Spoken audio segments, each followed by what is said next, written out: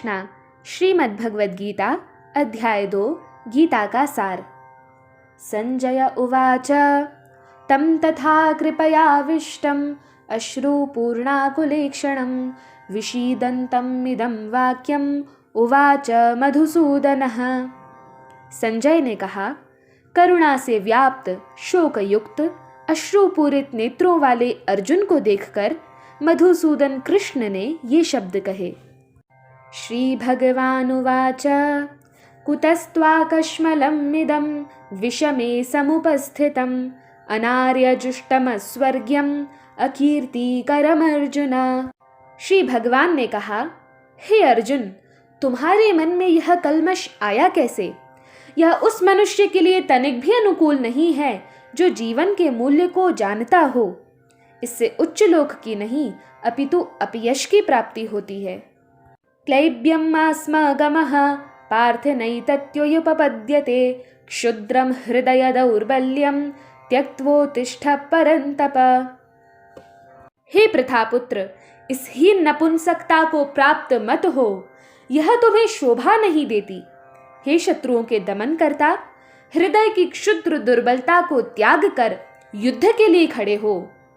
अर्जुन उवाच कथं भीष्ममहं संख्ये द्रोणं च मधुसूदन इषुभिः प्रतियोत्स्यामि पूजार्हा वरिसूदन। अर्जुन ने कहा, हे शत्रुहंता, हे मधुसूदन, मैं युद्ध भूमि में किस तरह भीष्म तथा द्रोण जैसे पूजनीय व्यक्तियों पर उलटकर बाण चलाऊंगा? गुरून् हत्वा हि महानुभावान् श्रेयो भोक्तुं भैक्षमपीह लोके हत्वार्थकामांस्तु गुरूनिहैव भुञ्जीय भोगान् रुधिरप्रदिग्धान्। ऐसे महापुरुषों को जो मेरे गुरु हैं, उन्हें मारकर जीने की अपेक्षा इस संसार में भीख मांगकर खाना अच्छा है। भले ही वे सांसारिक लाभ के इच्छुक हों, किंतु हैं तो गुरुजन ही। यदि उनका वध होता है तो हमारे द्वारा भोग्य प्रत्येक वस्तु उनके रक्त से सनी होगी। न चैतद्विद्मः कतरन्नो गरीयो यद्वा जयेम यदि वा नो जयेयुः यानेव हत्वा न जिजीविषामस्तेव स्थिताः प्रमुखे धार्तराष्ट्राः। हम यह भी नहीं जानते कि हमारे लिए क्या श्रेष्ठ है, उनको जीतना या उनके द्वारा जीते जाना। यदि हम धृतराष्ट्र के पुत्रों का वध कर देते हैं तो हमें जीवित रहने की आवश्यकता नहीं है, फिर भी वे युद्ध भूमि में हमारे समक्ष खड़े हैं। कार्पण्य दोषोपहत स्वभावः पृच्छामि त्वां धर्म सम्मूढ़ चेताः यच्छ्रेयः स्यान्निष्ठितं ब्रूहि तन्मे शिष्यस्तेहं शाधि मां त्वां प्रपन्नम्। अब मैं अपनी कृपण दुर्बलता के कारण अपना कर्तव्य भूल गया हूँ और सारा धैर्य खो चुका हूँ। ऐसी अवस्था में मैं आपसे पूछ रहा हूँ कि जो मेरे लिए श्रेयस्कर हो उसे निश्चित रूप से बताएं। अब मैं आपका शिष्य हूँ और आपका शरणागत हूँ, कृपया मुझे उपदेश दें। न हि प्रपश्यामि ममापनुद्यात् यच्छोकमुच्छोषणमिन्द्रियाणाम् अवाप्य भूमा वसपत्नमृद्धं राज्यं सुराणामपि चाधिपत्यम्। मुझे ऐसा कोई साधन नहीं दिखता जो मेरी इंद्रियों को सुखाने वाले इस शोक को दूर कर सके। स्वर्ग पर देवताओं के आधिपत्य की तरह इस धन धान्य संपन्न सारी पृथ्वी पर निष्कंटक राज्य प्राप्त करके भी मैं इस शोक को दूर नहीं कर सकूंगा। संजय उवाच एवमुक्त्वा हृषीकेशं गुडाकेशः परन्तपः न योत्स्य इति गोविन्दम् उक्त्वा तूष्णीं बभूवः। संजय ने कहा, इस प्रकार कहने के बाद शत्रुओं का दमन करने वाला अर्जुन कृष्ण से बोला, हे गोविंद, मैं युद्ध नहीं करूंगा, और चुप हो गया। तमुवाच हृषीकेशः प्रहसन्निव भारत सेनयोरुभयोर्मध्ये विषीदन्तमिदं वचः। हे भरतवंशी धृतराष्ट्र, उस समय दोनों सेनाओं के मध्य शोकमग्न अर्जुन से कृष्ण ने मानो हंसते हुए ये शब्द कहे। श्रीभगवानुवाच अशोच्यानन्वशोचस्त्वं प्रज्ञावादांश्च भाषसे गतासून गतासूंश्च नानुशोचन्ति पंडिताः। श्री भगवान ने कहा, तुम पांडित्यपूर्ण वचन कहते हुए उनके लिए शोक कर रहे हो जो शोक करने योग्य नहीं हैं। जो विद्वान होते हैं वे न तो जीवित के लिए न ही मृत के लिए शोक करते हैं। न त्वेवाहं जातुनासं न त्वं नेमे जनाधिपाः न चैव न भविष्यामः सर्वे वयमतः परम्। ऐसा कभी नहीं हुआ कि मैं न रहा हूँ या तुम न रहे हो, अथवा ये समस्त राजा न रहे हों, और न ऐसा है कि भविष्य में हम लोग नहीं रहेंगे।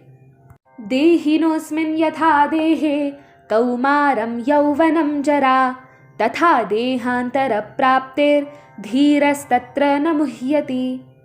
जिस प्रकार शरीरधारी आत्मा इस वर्तमान शरीर में बाल्यावस्था से तरुणावस्था में और फिर वृद्धावस्था में निरंतर अग्रसर होता रहता है, उसी प्रकार मृत्यु होने पर आत्मा दूसरे शरीर में चला जाता है।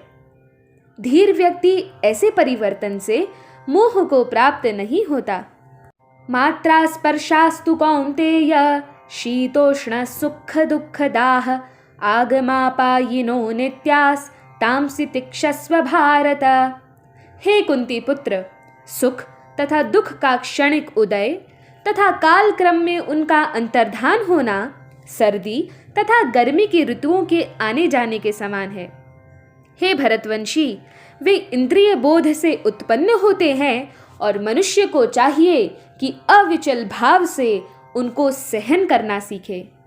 यम ही न व्यथयन्त्येते पुरुषं पुरुषः ऋषभ सम दुःख सुखम धीरम सोमृतत्वाय कल्पते।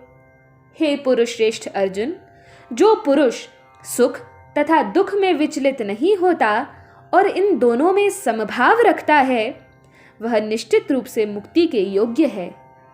ना सतो विद्यते भावो ना भावो विद्यते सतः उभयोरपि दृष्टोऽन्तस्त्वनयोस्तत्त्वदर्शिभिः।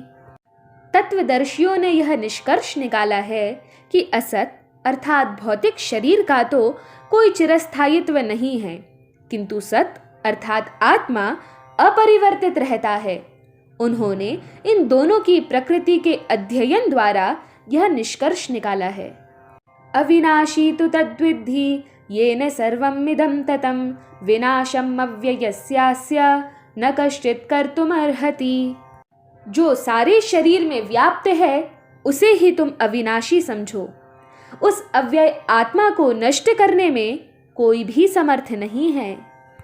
अंतवंत इमे देहा नित्यस्य योक्ताः शरीरिणः अनाशिनो प्रमेयस्य तस्माद्युध्यस्व भारत।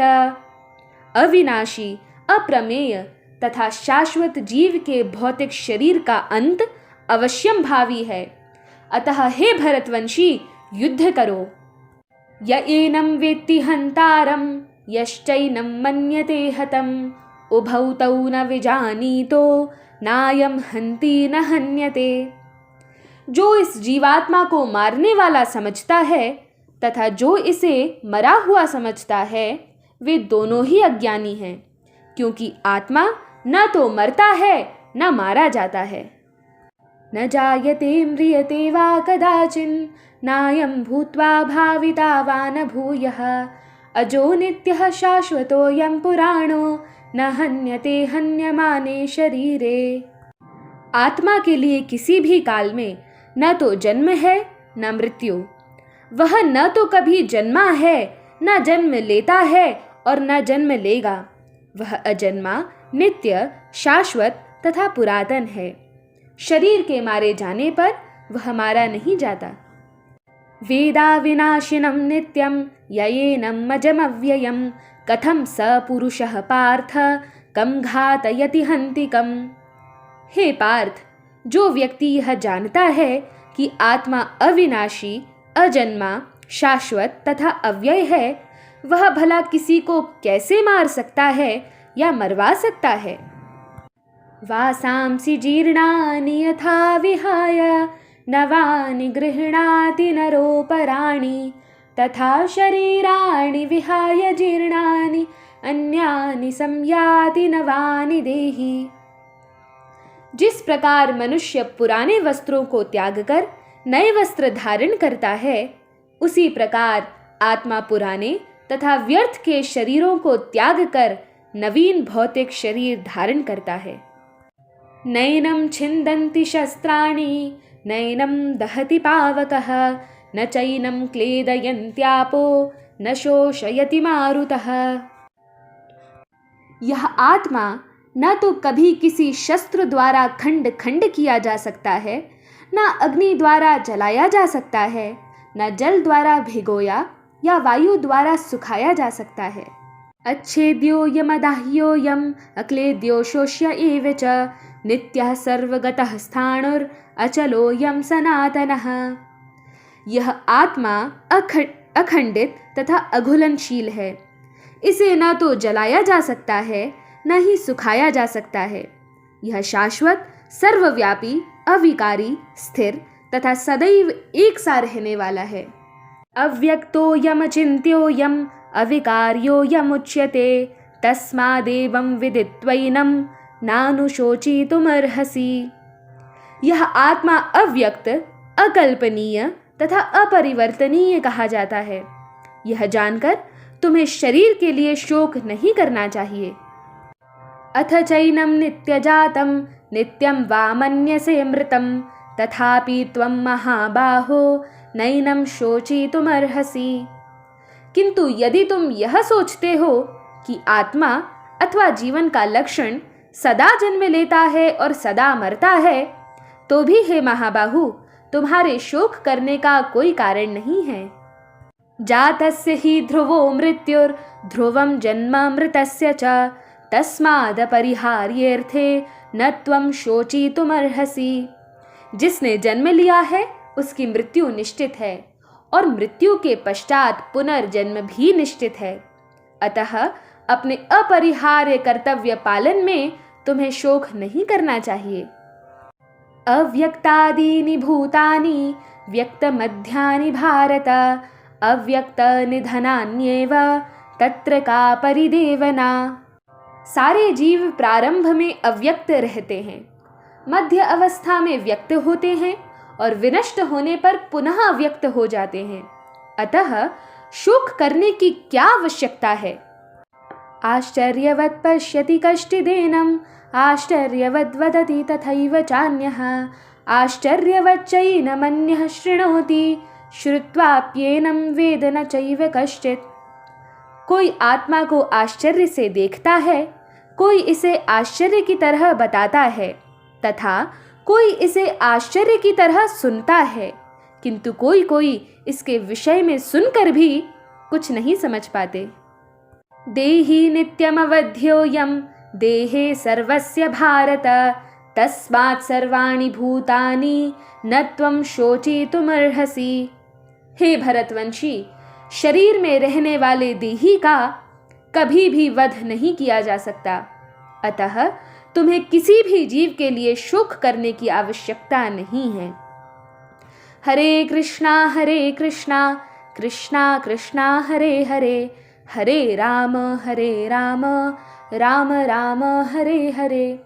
हरे Krishna. Thanks for watching this video and please do subscribe to our channel and press the bell icon for getting new updates. Thank you.